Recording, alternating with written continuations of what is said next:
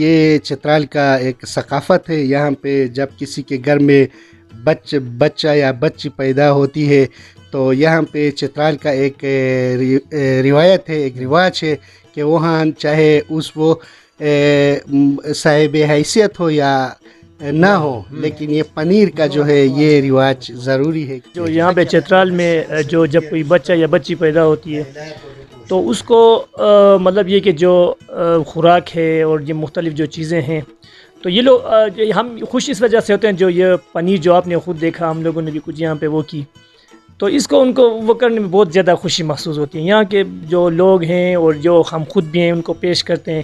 Basically یہ lower Chitral کا ہے, اپر چترال میں خاص اتنا وہ نہیں ہوتا. یہ اصل میں یہ چترال کا جو سٹی ایریا ہے یہاں پہ تو موجود نہیں ہوتا ہے. یہ مضافات میں ہوتا ہے, گولین سے آتا ہے اور کجو اور دروش سے اور غچ سے اور دوسرے جو پہاڑی علاقے ہیں وہاں سے آتے ہیں جہاں مال مویشی جو لوگ رکھتے ہیں, تو پنیر وہاں سے آتے ہیں.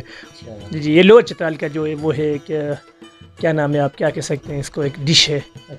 تو یہ اپر چترال میں نارمل یہ نہیں ہوتا. اپر چترال میں جو بکریاں میرے خیال میں اتنے وہ نہیں ہے اور یہ چیز کرتے بھی نہیں ہے. تھوڑا ایک خواری مانگتا ہے. نارملی اس کو تقریباً 3-4 مہینے اس کو وہ کرتے ہیں کہ انڈر گراؤنڈ میں وہ رکھتے ہیں, اور یہ جو ہوتا ہے 3-4 مہینے بعد یہ وہ ٹھیک ہو جاتا ہے, مطلب یہ کہ پکتا ہے. اور یہاں پہ مہمانوں کا سلسلہ ایسا ہوتا ہے, یہ اگر بندے کا کوئی تعلق زیادہ ہو تو یہ 10 دن اور 2 ہفتے تک بھی یہ سلسلہ چلتا رہتا ہے.